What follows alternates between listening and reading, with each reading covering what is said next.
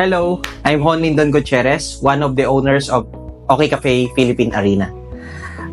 Ako ngayon ay kasal na sa aking napakagandang misis at meron na ring 2 anak.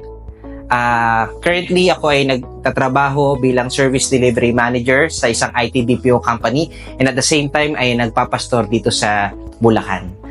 Mahilig akong manood ng Netflix series. Mahilig din ako sa series. Ang favorite series ko ay Prison Break.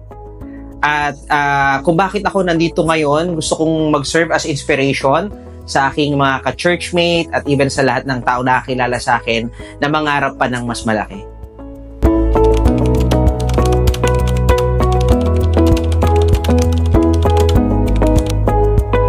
Ako kasi avid customer ako ng OK Cafe. Simula nag-start sila. And nakita ko kasi na yung OK Cafe design siya to make you feel better. So I believe perfect location yung Philippine Arena.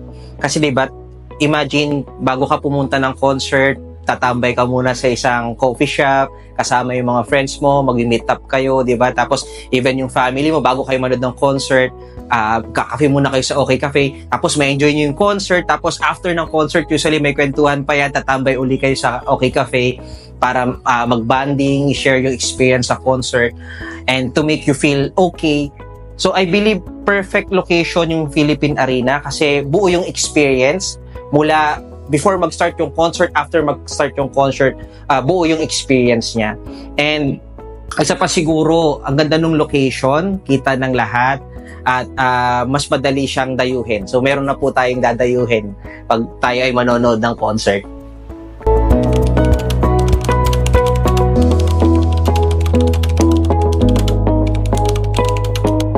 Yung pinapatayo kasi nating branch, meron siyang enough space to accommodate yung friends natin and yung family natin, no? Meron tayong air-conditioned room, meron tayong alfresco para sa mga bonding ng friends natin, chikahan dyan. Or even sa family, meron tayong function room para sa mga close gathering ng family natin. So, at syempre, yung branch natin, cozy yung vibes niya para sa Instagram, no? And kahit anong purpose pwede niyang i-serve. Kung gusto mong mag-relax, gusto mong makipagkwentuhan lang, or gusto mong work from cafe, bagay na bagay yung ating branch dyan. At kunyari, gusto mo, nagmamadali ka, meron din po tayong drive-thru na magki-cater sa mga ganung needs yung mga customer natin nagmamadali. So I think bagay na bagay siya sa location natin and magki-create pa tayo ng maraming memories with that cafe.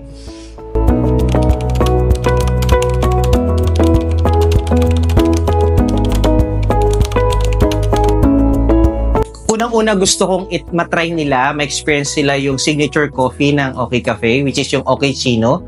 At yung personal favorite ko, ako kasi mahilig ako sa milk tea, yung red velvet milk tea, premium milk tea siya, no?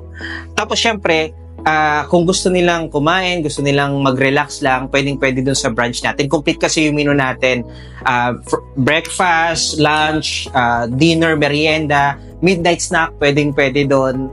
At syempre, ang sasalubong sa atin doon yung mga staff na happy, welcoming, masasaya lahat. Yung ambience ng lugar, cozy yung place, tawag nila doon Instagrammable. Ayan, so sasalubong yan sa atin. And yung OK Cafe kasi talaga nag-exist siya kasi gusto natin na maging okay experience, maging masaya yung mga pupunta doon. So ang goal talaga natin is pag pumunta ka doon na malungkot, lalabas kang masaya. Ayan.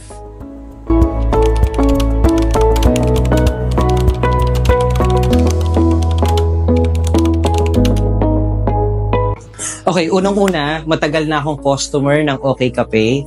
Nag-start pa lang sila.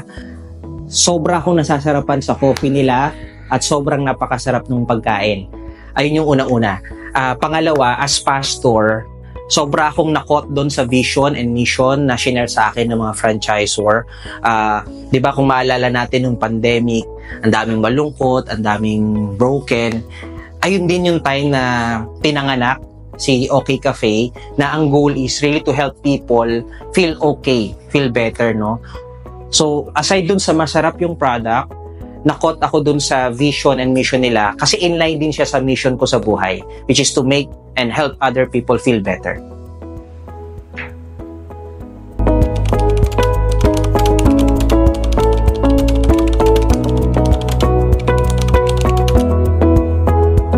Excited na po kami na makasama kayo sa ating grand opening. Kung ikaw ay concert goer, meron ka ng bagong tatambayan.